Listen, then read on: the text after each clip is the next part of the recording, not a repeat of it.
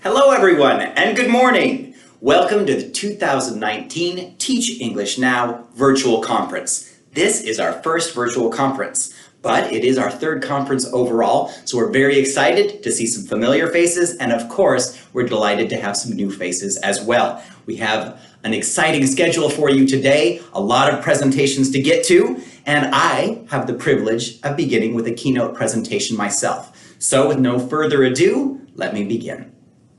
The name of the presentation is Belief, Approach, and Motivation, the three machines of language learner success. First, let me explain what I mean by a machine.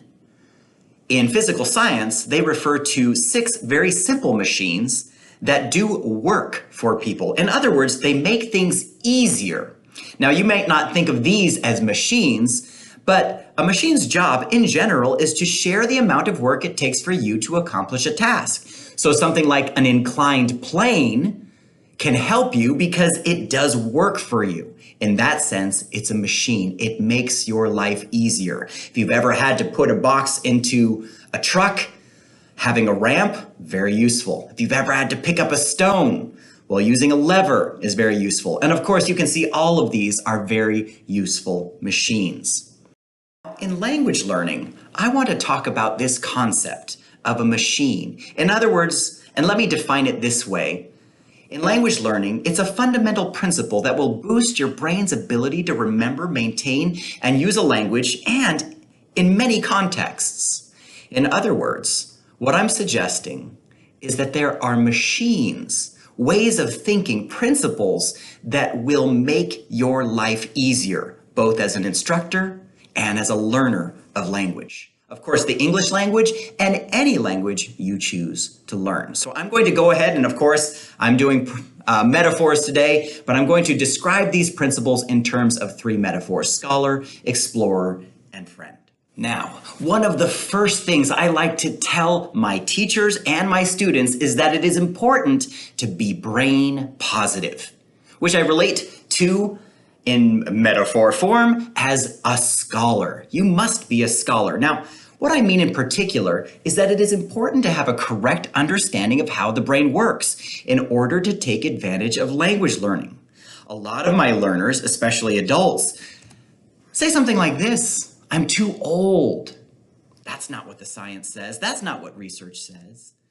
Some people have this idea: only immersion works. I need to go to the other country. I can't learn a language by myself. I can't learn a language in my own home country. And some people say that, well, adults have no advantages over children in learning a language. Nonsense. It's simply not true. The research bears out that your brain is an amazing, amazing gift, and that people in their 40s, 50s, 60s, teenagers of all ages can learn a language, but there are differences. But differences doesn't mean disadvantages in every case. In other words, correct belief of how a brain learns a language is what really matters. Okay, so what's a correct belief? Let's get down to the nitty-gritty. Let's discuss how the brain works and get a proper understanding of how languages are learned. To begin, let's talk a little bit about 2 places in the brain in particular where language is learned. The first is Broca's area. For some of you that already know this, this is where speech happens, speech production. People who have injury to their brains, especially through Broca's area, can no longer speak, even though they understand very well what's going on around them, and they understand words. Now, a second area is Wernicke's area. Wernicke's area is a little bit further back, you can see there, and yes, here's where comprehension happens. Listening comprehension, speech comprehension, vocabulary, grammar. This is where it tends to reside. On most people, it's on the left side. On some people, it's on the right. Either way, it tends to be on one of the lobes. How do you become brain positive? What makes a difference in the brain? Well, 3 things at least. So let's at least learn these 3 things today. The first, we've discussed this in Teach English Now, is the idea of spaced repetition. Maybe some of you know the song ABC. A, B, C, D, E, F, G, H, I, J, K, L, M, N, O, P, Q, R, S, T, U, V, W, X, Y, and Z. I can do that so fast. But if I asked you to do Z, Y, X, do it in reverse order, what happens? Z, Y, X, W, V, U, T, S, R, Q, P, O, N, M, L, K, J, I, H, G, F, E, D, C, B, A. Now I know my Z, Y, X. First I do it, then I flex. That's a lot harder, but I'll tell you a secret. Why did I get through that so quickly? Well, I've been doing spaced repetition. You see, the brain is like a neural network of highways. And this neural network of highways, well, not every highway is created equal. Those that are used most often are the ones that are larger and faster. So something like ABC, especially with the use of like music or something like that, we'll talk about that in a second, can make that highway bigger and faster. So ABC is something you can do so quickly. But remembering a new word in a different language, well, guess what? You're creating a new path. And maybe it's just a little dirt road at that point. So how do you make those pathways larger and bigger? Well, we have spaced repetition. So what I did is I took ZYX, and then every once in a while, I'll take a look at it. I used to look at it every day. Now I look at it about every 3 days. And guess what? It's starting to build my neural network. I'm starting to remember. I am building a new neural highway. And that's how language learning works. So please don't forget the power of spaced repetition. You don't have to do it every day, but you have to do it often. And you can imagine, like tying your shoes, not something you have to think about. You have done it enough times that it's no longer that hard for you to do. You've broken it down, and now, well, it's a neural highway, so to speak. Now let's discuss this idea of kinetics. Now, some of you are familiar with the word that I have used, pa'lante. And let me just show you just a little bit of what that looks like here. Okay, so many of you are familiar with pa'lante. When I say pa'lante, it looks like this. Pa'lante, pa'lante. Now, why do I do that? It is a visual cue and a kinetic one. Remember, kinetic means movement, that helps you recognize and associate the movement with the vocabulary word. Really good for your brain. So just remember, oh, by the way, what does pa'lante mean? To go forward. Pa'lante, one of my favorite words in Spanish. Okay, so that is how kinetics works. And I'd like to discuss also this idea of TPR, total physical response. You see, this idea of using the entire body is something that a man named Asher developed in the 70s. It's great. Now, I don't recommend it wholesale, and I won't get into the reasons why right now. But one thing that he clued in on that's absolutely true is the importance of using visual imagery and movement. So remember, kinetics, it means movement. Don't forget the power of movement and visual stimuli. It will connect the brain together. It makes the brain so happy. Now, when it comes to the last thing that makes your brain happy, well, this makes a lot of people happy, is music. But music can power up the brain in a very unusual way. Remember how I talked about Broca's area being damaged? Well, a United States senator from the state of Arizona, in fact, my home state here, had a terrible tragedy. She was shot in the head. And guess what? It went through Broca's area. She was no longer able to speak. But lo and behold, working with the speech therapist was allowed to experiment a little bit. And using music, guess what? Gabby Gifford, the senator, was able to speak again. It's tremendous. It's amazing. So she was able to reroute those highways, make basically a new Broca's area using music. A pretty fantastic and amazing thing. So never forget the power of music.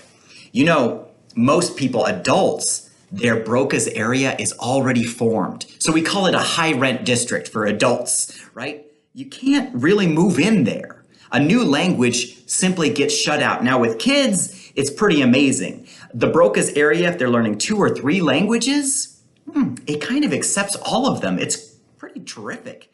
Basically, a Broca's area could be like a multilingual, beautiful place to live. But for us adults, we're going to have to build a new Broca's area. And the brain will let you do that. And often those Broca's areas are right next to the first Broca's area that you've developed. In other words, you're kind of building one on top of the other. My second fundamental principle is that you must be ecosystem positive. Or, in metaphor form, explore. In other words, you must have a correct approach, including your daily habits, your routines, the ways in which you engage in the language learning process. What you do as a daily habit is often what matters most. Often I tell my students, what you do in the classroom won't matter nearly as much as what you do when you step outside of the classroom. In other words, just downloading Duolingo or just having a class is not enough. Sometimes I call this the one solution approach. A one solution approach is a little bit like buying a Bowflex, right? You want to get into shape, so you buy this expensive piece of equipment that says that it'll do everything for you. And of course, the model, in this case, TJ Hobbin, shows off his abs and says, oh yeah, buy a Bowflex and you too will be ripped. You'll be shredded just like me. The truth is, TJ Hobbin suggested that his shredded abs came not so much from using the Bowflex machine. Shocker, I know. Now, if we're not supposed to just do a single solution approach to language learning, then what do we do instead? And here's where correct approach matters. Now, I like to think of a correct approach in two ways. Community creates connections, and connections create community. Let me tell you what I mean. When I say that a community creates connections, I mean you need to go out there. Create connections yourself, especially online. The world has changed, and the online world provides all kinds of opportunities, especially for adult language learners, to do just this. Music, movies, social media, authentic materials. It's really a self-directed movement. And when I talk to teachers and teacher trainers, they almost always say the same thing. I didn't learn language from a class. I learned it outside the classroom. Of course, your community created connections. Now, I also like to talk about this idea that connections create community. Let's get back to that neural network that we talked about, all those highways in your brain. You see, when you are making these connections, like going to the streets of Taiwan and having stinky tofu, which is something that my comrade in arms, Barbara Oakley, likes to talk about. What happens is that memory increases because it was put into a real context. You remember through all of your senses. It really stimulates the entire brain. Furthermore, this kind of exploration allows for the self-directed mind to discover your own interests. In other words, being an explorer, this attitude of exploration really creates the idea among your students or among you, the opportunity to go, what do I want to do next? What do I want to learn next? What could be around the corner? So please remember, be ecosystem positive and explore. All right, now let's talk about our last metaphor and our last fundamental principle. Play. Please play. Be play positive. And when I talk about being play positive, I like to use the metaphor of being a friend. Now, when we talk about being a friend, let me just suggest to you that language is socially constructed, right? The whole point of language is to talk to others. And talking to others requires friendship. And friendship requires play. And there's a very interesting thing that happens with play, and we'll talk about it in a second. But many of you know my story of Francois Guan, who tried to learn language by himself. He did not learn with friends. He attempted to learn the language in isolation, and as a result, failure. Correct motivation matters. And again, let me show you this metaphor. Being a friend matters. Now, psychologist Edward Fisher analyzed 46 published studies, all looking at play. Now, one of the most interesting discoveries that he found is that kids, and I would suggest adults too, improve their performances in cognitive, linguistic, and social affective domains, meaning they become smarter at language, become smarter at people, being with people. Their people skills improve, their cognitive linguistic skills improve. Now, children's play, connected to language. I'm telling you, this concept of play is powerful. Play activates the brain in impressive and important ways for language learning, particularly in the prefrontal cortex and the limbic systems. And you can go see some of the research that I'm doing as well when it comes to play. So, what does this mean for you? Guys, you're at the Teach English Now conference. It's exciting. It's an opportunity for you to play. How do you play when you're a teacher or an adult? Well, I don't necessarily mean go to a sandbox, go down a slide, go to Disneyland. I'm talking about the need for you to create community, to get out there, to be together. While you are here at the Teach English Now virtual conference, you have an opportunity really to be a friend. Get involved as you are watching each of these presentations. Take notes. Make sure you post comments, ask questions. I think that will really make a difference in this conference and all of the conferences that you attend. Furthermore, and let me just do this in reverse order, you have the opportunity to explore. There's a lot of different presentations. You can pick and choose. Obviously, I'd love for you to see all of them, but make sure you pick and choose and see the things that you really want to see. And then finally, of course, you're here as an academic, and I'm excited for all of us to continue to improve our abilities to be a scholar. All right, everyone, let the 2019 Teach English Now virtual conference begin. Let me just make one more recommendation to everyone, to my scholars, to my friends. Let's go explore.